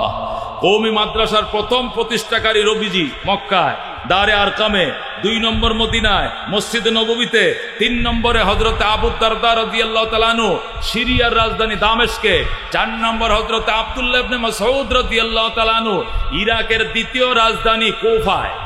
ইরাকের দ্বিতীয় রাজধানী, প্রধান রাজধানী বাগদাদ। বাগদাদে বানায় নাই, আব্দুল্লাহ ইবনে মাসউদ বানাইছে কুফায়। আব্দুল্লাহ ইবনে মাসউদ বানানোর পর হযরত আমর ইবনে আস রাদিয়াল্লাহু তাআলা আনহু, হযরত আমর ইবনে আস যিনি মিশর বিজিতা ছিলেন, যার মাধ্যমে মিশর বিজয় হয়েছিল, হযরত আমর ইবনে আস রাদিয়াল্লাহু তাআলা আনহু মিশরের রাজধানী কায়রোতে কওমি মাদ্রাসার 5 নম্বর শাখা তৈরি করলেন। যেরকম আল্লাহু আকবার। হযরত আমর ইবনে আস রাদিয়াল্লাহু তাআলা আনহু কওমি মাদ্রাসার 5ম শাখা প্রতিষ্ঠা করার পর আল্লাহু আকবার, এটা চলে আসে এশিয়ার ভিতরে। সুলতান মাহমুদ গজনবী রহমতুল্লাহ আলাইহি এই আফগানিস্তানের তখনকার রাজধানী ছিল গজনি, সেখানে তিনি কওমি মাদ্রাসার 6 নম্বর শাখা প্রতিষ্ঠা করলেন। সেখান থেকে ইরাকের রাজধানীতে, তখন ইরাকের রাজধানী ছিল বাগদাদ, সুলতান নিজামউদ্দিন সুলতান নিজামউদ্দিন আল মুলক, নিজামুল মুলুক যাকে বলা হতো, বাদশাহ নিজামউদ্দিন আল্লাহু আকবার বাগদাদে মাদ্রাসা নিজামিয়া বানাইলেন। এটাও কওমি মাদ্রাসা, কওমি মাদ্রাসার 7 নম্বর শাখা তিনি বাগদাদে বানাইলেন, নাম দিলেন মাদ্রাসা নিজামিয়া। লক্ষ লক্ষ মানুষ এখান থেকে আলেম হইছে, বলেন আল্লাহু আকবার। পৃথিবী বিখ্যাত 3 জন বড় বড় আলেম নিজামিয়াত থেকে লেখাপড়া পারা গইছে, বিশেষ করে আব্দুল কাদের জিলানী রহমতুল্লাহ আলাইহি মাদ্রাসা নিজামিয়ার ছাত্র, যেরকম আল্লাহু আকবার। পারস্য কবি, বিশ্বকবি শেখ সাদি রহমতুল্লাহ আলাইহি উনিও মাদ্রাসা নিজামিয়ার ছাত্র। হুজ্জাতুল ইসলাম ইমাম গাজ্জালী রহমতুল্লাহ আলাইহি তিনিও ছিলেন মাদ্রাসা নিজামিয়ার ছাত্র, যেরকম সুবহানাল্লাহ। এই মাদ্রাসা নিজামিয়া তো প্রসিদ্ধি লাভ করছে আল্লাহর হাবিবের ইন্তেকালের পরে। মদিনার থেকে এই শিক্ষা দীক্ষা, ইসলামী শিক্ষা দীক্ষার রাজধানী হয়ে গেছে বাগদাদ। যখন বাগদাদে নাম মাদ্রাসা নিজামিয়া খুব নাম করছে, তখন আস্তে আস্তে সেখান থেকে এলমে দিন আমাদের দিল্লিতে আসা শুরু করে বলল। আল্লাহ সুলতান আল্লাহ আলতামাস রহমতুল্লাহ আলাইহি কওমি মাদ্রাসার 7 নম্বর শাখা প্রতিষ্ঠা করলেন দারুল উলুম দিল্লিতে। দিল্লিতে সুলতান আলতামাস কওমি মাদ্রাসা 7 নম্বর শাখা প্রতিষ্ঠা করলেন। সুলতান আলতামাসের কিছুদিন পর সুলতান সালাউদ্দিন ঘুরি রহমতুল্লাহ আলাইহি আজমিরে কওমি মাদ্রাসার 8 নম্বর শাখা প্রতিষ্ঠা করলেন, যেরকম আল্লাহু আকবার। এইভাবে কওমি মাদ্রাসা প্রতিষ্ঠা চলছে। ওই শুধু খালি বঙ্গপ্রদেশ, বঙ্গপ্রদেশ বুঝেননি, যে এলাকার মানুষ বাংলায় কথা বলে, মানে বাংলাদেশ, কলকাতা, আসাম, উড়িষ্যা, কয়টা 4টা বাংলাদেশ, কলকাতা, আসাম, উড়িষ্যা, এই 4 প্রদেশের মানুষ বাংলা কথা বলে, ওইটাকে তখন একসাথে বঙ্গপ্রদেশ কইতো। বঙ্গপ্রদেশের মধ্যে মুঘলরা প্রায় 80,000 মাদ্রাসা বানাইছে, আল্লাহু আকবার। এই 80,000 কওমি সব কটা কওমি মাদ্রাসা ছিল। লক্ষ লক্ষ আলেম হয়েছে মাদ্রাসাগুলো থেকে। এই মাদ্রাসাগুলো যাতে সুন্দর চলতে পারে, এই জন্য প্রত্যেকটা মাদ্রাসার নামে 200 বিঘা, 1000 বিঘা, 500 বিঘা করে সম্পত্তি ছিল, অক্রিয়া সম্পত্তি ছিল।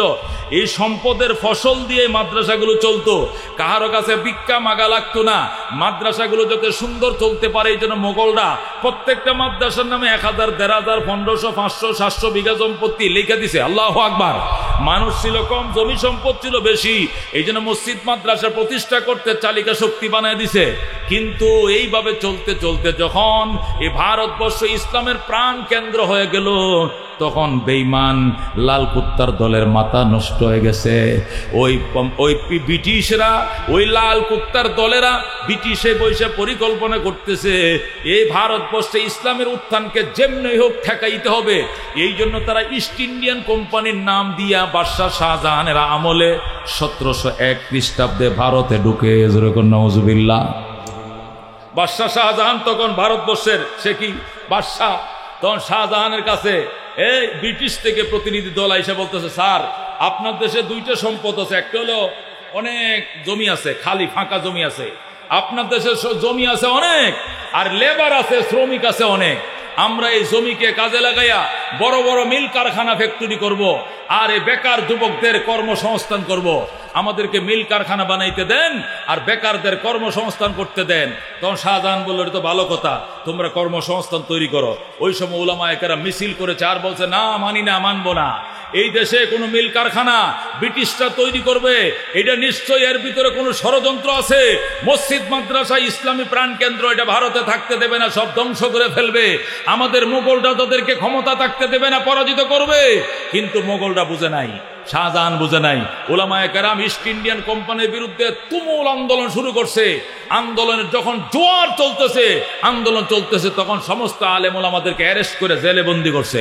বন্দি করে বলছে, মৌলবীরা দেশের উন্নতি দেখতে পারে না, এ দেশে গার্মেন্টস ফ্যাক্টরি বানাইবো, হাজার হাজার যুবক চাকরি করবে, কিন্তু মৌলবীরা দিতেছে না, মৌলবীদেরকে অ্যারেস্ট করো। সব আলেমদেরকে অ্যারেস্ট করছে। অ্যারেস্ট করার পর তারা মিল কারখানা করতে দিছে কাকে?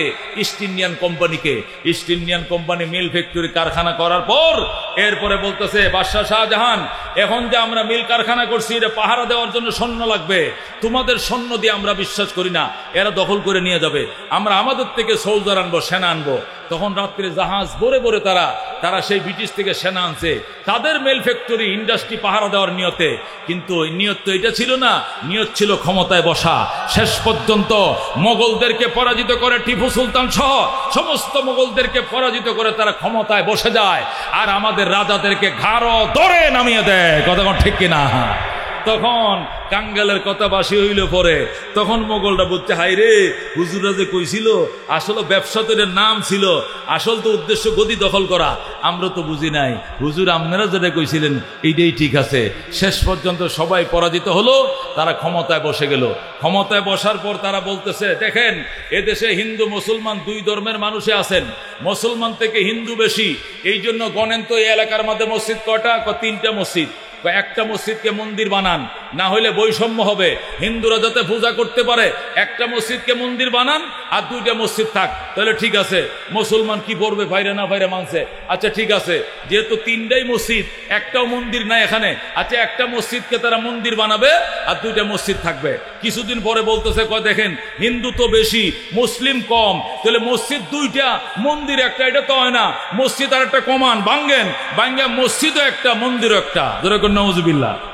এর কিছুদিন পর ব্রিটিশ ফরমান জারি করলো, যে যে এলাকার মধ্যে মুসলমান আছে শুধু ওই এলাকায় মসজিদ থাকবে, অন্য এলাকার মধ্যে অল্প মুসলিম যেখানে, এখানে মসজিদ কোনো প্রয়োজন নাই, শুধু মন্দির থাকবে। এইভাবে করতে করতে সমস্ত মসজিদ মাদ্রাসাগুলোকে ঘুরিয়ে দিয়েছে, ধ্বংস করে দিয়েছে। নাউজুবিল্লাহ। শুধুমাত্র মন্দিরগুলো ছিল। এরপরে উলামায়ে কেরাম তুমুল আন্দোলন শুরু করেছে। প্রচুর আন্দোলনের মুখে ব্রিটিশরা পলানোর রাস্তা পাইতেছিল না, এমন আন্দোলন শুরু হয়েছে। ব্রিটিশ কোন দিকে পলাবে যখন কুল পাচ্ছিল না, তখন যায়া মুসলমানদেরকে সান্ত্বনা দেওয়ার জন্য 1701-এ তারা ঢুকছে, 1787-তে তারা কলকাতা আলিয়া মাদ্রাসা তারা বানায় দিছে। আমাদেরকে বানায় দিয়ে বলতেছে, 80,000 মাদ্রাসা ভেঙ্গে একটা মাদ্রাসা বানায় দিলাম, একটাই 80,000-এর কাম দিব, আপনারা এইটাতে সন্তুষ্ট থাকেন। ওলামায়ে কেরাম বললেন, মাদ্রাসা ভাঙছেন 80,000, বাইদা দিছেন একটা মাত্র, আমরা মানি না। কয় না, এটা সরকারি মাদ্রাসা, এটার বেতন টেতনের জন্য অক্রিয়া কোনো সম্পত্তি লাগবে না, সাহায্য তুলতে হবে না, সরকার বেতন দিবে। আল্লাহু আকবার। তারা মাদ্রাসা বানাইলো, মাদ্রাসা জমি কিনে দিছে খ্রিস্টানরা। কারা কিনে দিছে? কলকাতা আলিয়া মাদ্রাসা জমি দিয়েছে খ্রিস্টানরা, বিল্ডিং বানায় দিয়েছে খ্রিস্টান, প্রিন্সিপাল খ্রিস্টান, সিলেবাস তৈরি করে খ্রিস্টান, বেতন দেয় খ্রিস্টান, বন্ধ করে খ্রিস্টান, খুলে খ্রিস্টান। এটা কি মুসলমানের মাদ্রাসা না ইসলামের গোড়া কাটার মাদ্রাসা? গোড়া কাটার মাদ্রাসা। যে মাদ্রাসা বানায় খ্রিস্টানে, যে মাদ্রাসা বানায় খ্রিস্টানে, বেতন দেয় খ্রিস্টানে, প্রিন্সিপালও খ্রিস্টান। কলকাতা আলিয়া মাদ্রাসার একটানা 25 জন প্রিন্সিপাল ছিল খ্রিস্টান। নাউজুবিল্লাহ। একটানা কতজন প্রিন্সিপাল ছিল? একটা প্রিন্সিপাল কয়দিন থাকে? 27টা দিন থাকে। একটা প্রিন্সিপাল কতদিন থাকে? যতদিন চাকরি থাকে ততদিন সে প্রিন্সিপাল থাকে। কথা ঠিক কিনা? নাহলে বদলি না করা বন্ধ থাকে। 2-5 বছর তো থাকে। তো 25টা প্রিন্সিপাল যদি 5 বছর করে থাকে, 5-25-এ কত? 125 বছর যে মাদ্রাসার প্রিন্সিপাল ছিল খ্রিস্টান। এই আলিয়া মাদ্রাসা তোমার আমার ইসলামের জন্য বানাইছে না গোড়ার ডিমের জন্য বানাইছে? মিয়া, ইসলামের গোড়া করার জন্য বানাইছে। কথা ঠিক কিনা? এই আলিয়া মাদ্রাসা বানানোর পরে উলামায়ে কেরাম বললেন, আমরা এটা মানি না। যে মাদ্রাসা জমি দিয়েছে খ্রিস্টানরা, প্রিন্সিপাল খ্রিস্টান, বেতন দেয় খ্রিস্টান, সিলেবাস দেয় খ্রিস্টান, আমরা এই মাদ্রাসা মানি না। তুমুল আন্দোলন শুরু হলো। তখন তারা বললো, আরে বাবা লেখাপড়া করতে দেন, দেখেন ভালো ছেলে হয় কিনা। পরে উলামায়ে কেরাম নীরব হয়েছে। নীরব হইয়া 1787-তে বানাইছে, 1866 পর্যন্ত অপেক্ষা করছে। মানে 79 বছর বন্ধ দেখছে। দেখার পরে দেখতেছে এই আলিয়াত থেকে বের হইয়া অর্ধেকটি নামাজ পড়ে, অর্ধেকটি পড়ে না, অর্ধেকটি দাড়ি কাটে, অর্ধেকটি রাখে না, অর্ধেকটি বইয়ে মতে, অর্ধেকটি খাড়ায় মতে, অর্ধেকটি পাঞ্জাবি পরে, অর্ধেকটি স্কুলের মতো প্যান্ট শার্ট পরে। কতক্ষণ ঠিক কিনা? আলিয়া মাদ্রাসা অবস্থায় কিনা? কতক্ষণ এই কিনা? শার্ট প্যান্ট সবটি কি দাড়ি রাখে? সবটি কি সুন্নাহ মতো চলে? কারণ এগুলো তো মুসলমানে বানায় নাই, আলেম ওলামা বানায় নাই, ইমানদারে বানায় নাই, বেঈমানরা বানাইছে মাদ্রাসা। কতক্ষণ ঠিক কিনা? যা হইতেছে এটা তো বেশি হইতেছে। কথা ঠিক কিনা? এইটুকু তো হওয়ার কথা ছিল না। আমারে যদি এক হিন্দু ভদ্রলোক টাকা দেয়, হিন্দু ভদ্রলোক মসজিদ বানায় দেয়, এরপরে হুজুর আপনারা নামাজ পড়েন, এটা কেমন মসজিদ হইব? কতক্ষণ কেমন মসজিদ হইব? নামাজটা কেমন নামাজটা হবে? এরপরে উলামায়ে কেরাম যখন 1866 খ্রিস্টাব্দে আসলো, উলামায়ে কেরাম বলল 80 বছর অপেক্ষা করেছি, রেজাল্ট ভালো নয়, দাড়ির সংখ্যা কম, নামাজের সংখ্যা কম, পাঞ্জাবির সংখ্যা কম, এলেমের পরিমাণ কম, বগাত এলেমের মালিক হতে পারে না। আমরা এই সান্ত্বনার মাদ্রাসা মানি না, আমরা ওই দারে আরকামে নবী যে মাদ্রাসা বানাইছিলেন, আবু দারদা যে মাদ্রাসা বানাইছিলেন, আব্দুল্লাহ ইবনে মাসউদ যে মাদ্রাসা বানাইছিলেন, ওই মাদ্রাসা আমরা চাই। মাদ্রাসা নিজামিয়া চাই, খ্রিস্টান ইহুদি নাসারাদের আলী আমরা চাই না, চাই না, চাই না। আল্লাহু আকবার। যখন বলল আমরা চাই না, নামেন, যখন উলামায়ে কেরাম বলল যে এই সান্ত্বনার মাদ্রাসা চাই না, তখন ব্রিটিশ খেদাও আন্দোলন শুরু হয়ে গেল। ব্রিটিশরা দেখতেছে বঙ্গোপসাগর ছাড়া আমাদের পলানোর জায়গা নাই। তখন হুজুর আচ্ছা বড় মাদ্রাসা একটা আপনারাও বানান, তবে একটা বানাবেন, এই পুরা ভারতের মধ্যে যেখানে পছন্দ সেখানে বানান, একটা প্রতিষ্ঠান বানানোর জন্য অনুমতি দিলাম। তখন উলামায়ে কেরাম টিম গঠন করে সফর শুরু করলো। একবারে বার্মা পর্যন্ত সফর করছে, কলকাতা, বাংলাদেশ সহ দিল্লি, পাকিস্তান সহ নেপাল, ভুটান সফর করার পর সারা দেশে টিম, উলামায়ে কেরামের টিম 7-8 জনের বরেণ্য উলামায়ে কেরামের টিম ঘুরতেছে কোথায় মাদ্রাসা বানানো যায়। নবীর আদলে, নবী যে মাদ্রাসা বানাইছিলেন সেই আদলে আবার কওমে মাদ্রাসা বানানো হবে। তখন উলামায়ে কেরাম সফর শুরু করলেন। সফর শুরু করতে করতে করতে এক পর্যায়ে ইউপিতে গেলেন। কোথায় গেলেন? ইউপি। ইউপি মানে কি? উত্তর প্রদেশে। ইউপিতে যায়া সাহারানপুর জেলায়, কথা কন, কই গেলেন? সাহারানপুর জেলায়। ইউপি উত্তর প্রদেশের সাহারানপুর জেলায় দেওবন্দ নামক গ্রামের মধ্যে একটা মাটির মসজিদ ছিল, 7টা মসজিদ কয়। ওই মসজিদের কাছে গেছে। যাওয়ার পরে উলামায়ে কেরাম সফর করতে করতে ক্লান্ত হয়ে গেছে, পুরা ভারতে দৌড়াইতেছে কোথায় মসজিদ মাদ্রাসা বানানো যায়। নবী যে মাদ্রাসা বানাইছিলেন ওই মাদ্রাসা বানাবে। ইহুদিদের আলিয়া মাদ্রাসার উপরে আমরা সন্তুষ্টি নয়, নবী যে মাদ্রাসা বানাইছিলেন ওই সিলসিলায় আবার মাদ্রাসা প্রতিষ্ঠার জন্য সাহারানপুর জেলায় দেওবন্দ নামক গ্রামে 7টা মসজিদে হযরত সাব্বির আহমদ উসমানী রহমতুল্লাহ আলাইহি, আল্লাহু আকবার, কাসেম নানতুবি রহমতুল্লাহ আলাইহি সহ একদল বিদগ্ধ উলামায়ে কেরাম রাত্রিবেলা সেখানে শুইলেন, ইস্তেখারার দোয়া পড়ে শুইলেন, তাহাজ্জুদের নামাজ পড়ে শুইলেন, সেহরি খায়া শুইলেন। এরপরে রাত্রে স্বপ্ন দেখতেছেন আল্লাহর হাবিব সাল্লাল্লাহু আলাইহি সাল্লাম হাজির। জোরে আল্লাহু আকবার।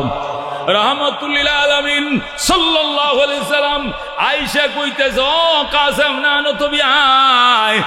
এক হাতে কাসেম নানতুবিরে ধরছে, আর এক হাতে নবীজি লাঠি নিচে হাতে নিয়া লাঠি দিয়া দাগ দিছে, আর বসে আমি দাগ দিয়া গেলাম। এই এলাকায় সকালবেলা ঘুম থেকে উইঠাম, আমি নবীর হাতের লাঠির ইশারা যেটুক পাইবা এতটুক কই দারুল উলুম দেওবন্দ মাদ্রাসার বাউন্ডারি বানাইবা। আল্লাহু আকবার।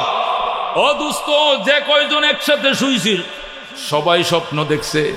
সকালবেলা উঠে কি স্বপ্ন দেখলাম? কি দেখছেন? এই দেখছি। এই দেখো আমিও তো এইটা দেখছি। উনি আমিও তো এইটা দেখছি। উনি বলে আমিও তো একটাই দেখছি। সব যখন একটাই দেখছে তখন তারা এই জঙ্গল দিয়ে হাঁটা শুরু করলো, আর দেখতেছে লাঙ্গল দিয়া দাগ দিলে যেরকম রেক পরে যায়, পয়গম্বরের হাতের লাঠির ইশারা এরকম রেক পড়ে গেছে। যেরকম সুবহানাল্লাহ। ওই দারুল দেওবন্দ মাদ্রাসা, এটা নবীর হাতের লাঠির ইশারার মাদ্রাসা। নবী জীবদ্দশায় যে মাদ্রাসা বানাইছিলেন, নবীর ইন্তেকালের পরেও রুহানি ভাবে পয়গম্বর স্বপ্ন যুগে আবার সেই কওমি মাদ্রাসা উদ্বোধন করে গেছেন। যেরকম সুবহানাল্লাহ। এই যে হইল দেওবন্দ মাদ্রাসা। ও দোস্ত, এই কথাগুলো কেন বলতে হয়? এটা আপনাদেরকে বোঝানোর জন্য বলতেছি। এটা এই জন্য বলতে হয়, অনেকে প্রশ্ন করে হুজুর আমরা জেনারেল শিক্ষা একমুখী, আমাদের জেনারেল শিক্ষা কি বাংলা মাধ্যম হোক বা ইংলিশ মিডিয়াম হোক, ইংলিশ মিডিয়াম হোক বা বাংলা মিডিয়াম হোক, আমাদের জেনারেল শিক্ষা তো একমুখী, কিন্তু আপনাদের ধর্মীয় শিক্ষা 2 ধরনের কেন? বলে কিনা? এই কথা কোন বলে কিনা? হুজুর আপনাদের ধর্মীয় শিক্ষা 2 ধরনের কেন? কিছু আলিয়া, দাখিল, ফাজিল, আলেম, কামেল, আর কিছু কওমি, কাফিয়া, সরবেকায়া, মেশকাত, জালালান, দাওরা, কিছু কওমি, কিছু আলিয়া। আমাদের জেনারেল শিক্ষা একমুখী, কিন্তু আপনাদের ধর্মীয় শিক্ষা 2 মুখী। কারণটা কি? কিছু কওমি, কিছু আলিয়া। বলে কিনা? বলে কিনা?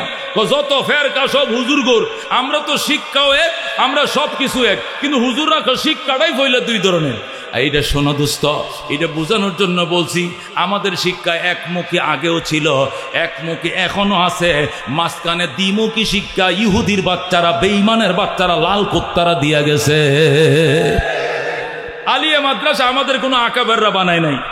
এটা কোনো আমাদের হয়ে আশেকে মোস্তফা সহ বানায় নাই, এটা হাফিজ জুজুরে বানায় নাই, এটা কোনো আশরাফ আলী থানভী বানায় নাই, এটা কারি তুয়েব সহ বানায় নাই, রশিদ আহমদ গঙ্গুহি বানায় নাই, হাজি ইমদাদুল্লাহ মহাদের মক্কি বানায় নাই।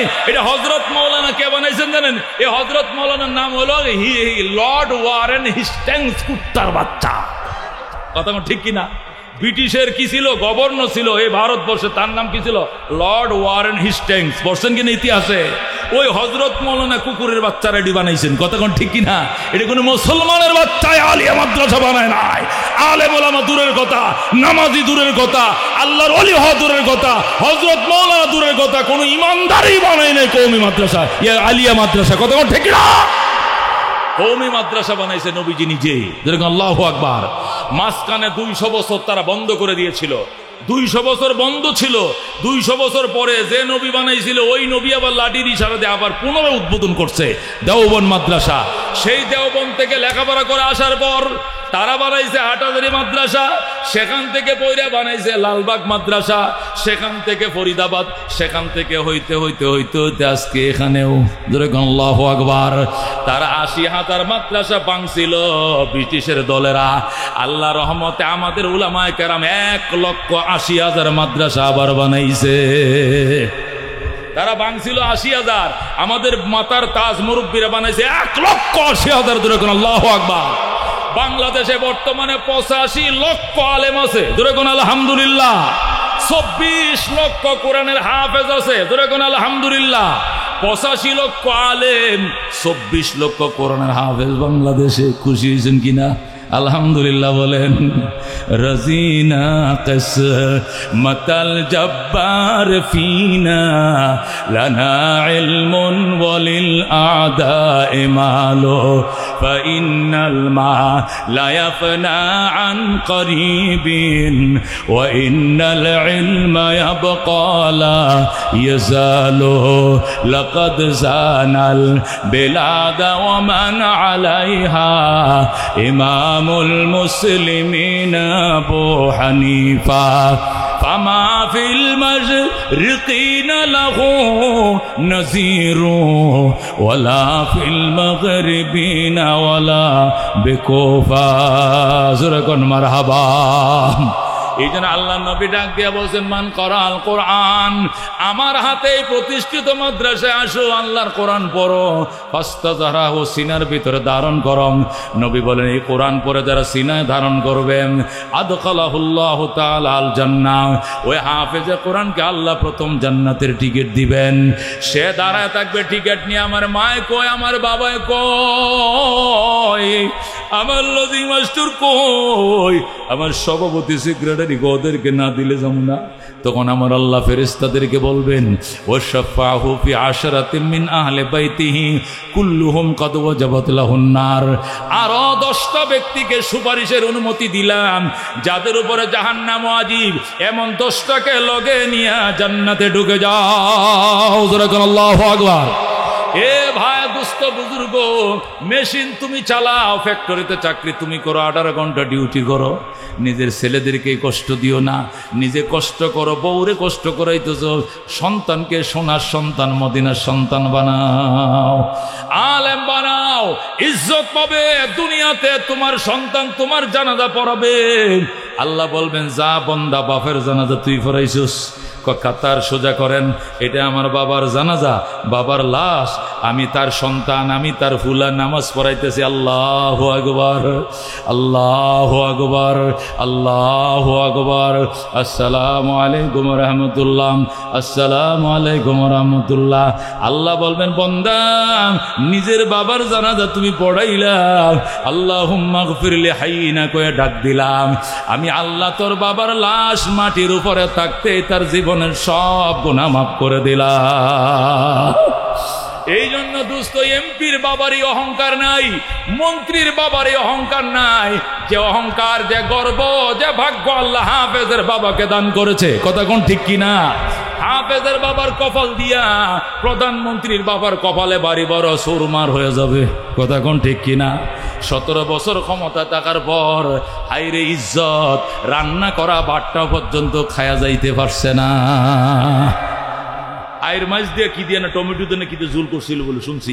আমি তো দেখি না, শুনছি আর কি। এটি ঢাকা বিশ্ব তো ফুলামান্ডি খাইয়ালিস। আরে বেচারি আয়ের মাসটা বাগাইছে, নিজে বাগাইছে, তোরা এটি অন্তত খাইয়ে যাইতে দিতে। 15টা বছর ছিল দেশের মধ্যে। মুসলমান, এইটা হলো দুনিয়ার ইজ্জতের অবস্থা। কাপড়টা বদলাইয়ে পারে নাই, এক কাপড়ে বিদেশ চলে গেছে, কতক্ষণ ঠিক না? কিন্তু উলামায়ে কেরামকে আল্লাহ যে সম্মান দিবেন, হাসরের ময়দানে স্টেজ কায়েম করবেন, যেরকম আল্লাহু আকবার, স্টেজ কায়েম করে উলামায়ে কেরামকে সম্মান প্রদর্শন করবেন কে? আল্লাহ, যেরকম আল্লাহু আকবার। এই জন্য দুস্থ উলামায়ে কেরাম আল্লাহ তাআলা জমিনের মধ্যে শ্রেষ্ঠত্ব দান করেছেন। আল্লাহ বলেন, কুল হাল ইয়াস্তাবিল্লাযীনা ইয়ালামুন ওয়াল্লাযীনা লা ইয়ালামুন ইন্নামা ইয়াতাযাক্কারু উলুল আলবাব। হে রাসূল, আপনি জিজ্ঞেস করেন, যারা জানে এবং যারা জানে না তারা কি কোনোদিন সমান হবে? যারা ইলমে দ্বীন অর্জন করেছে এবং যারা করে নাই কোনোদিন সমান হবে না। আমার আল্লাহ বলছেন, যেরকম আল্লাহু আকবার। এই জন্য দুস্থ ভাইও, এই বানিয়ারছালা দাওরায়ে হাদিস মাদ্রাসা হাজার হাজার আলেম তৈরি করেছে, হাজার হাজার কোরআন হাফেজ তৈরি করেছে। এই এলাকার জন্য বড় নিয়ামত, বিশাল বড় নিয়ামত। ময়দানে মাশরে নাজাতের জন্য আল্লাহর হাবিব বলছেন, আল্লাহর কোরআনে আল্লাহ নিজে বলছেন, ওয়াবতাগু ইলাইহিল ওয়াসিলা ইয়া আইয়ুহাল্লাযীনা আমানুত্তাকুল্লাহ। ঈমানদারের আল্লাহকে ভয় করো। ওয়াবতাগু ইলাইহিল ওয়াসিলা, আল্লাহর কাছে ওসিলা তালাশ করো। ওসিলা কি? ওসিলা মানে মাজার নয়, ওসিলা লাল ফিতা নয়, ওসিলা শালু কাপড় নয়, ওসিলা কবর নয়। ওসিলা 4 জিনিসের নাম। কয় জিনিসের নাম? 1 নম্বর ওসিলা হলো কিতাবুল্লাহ, 2 নম্বর ওসিলা হলেন রাসূলুল্লাহ, 3 নম্বর ওসিলা হলো ইবাদাতুল্লাহ, 4 নম্বর ওসিলা হলো রিজালুল্লাহ। যেরকম সুবহানাল্লাহ।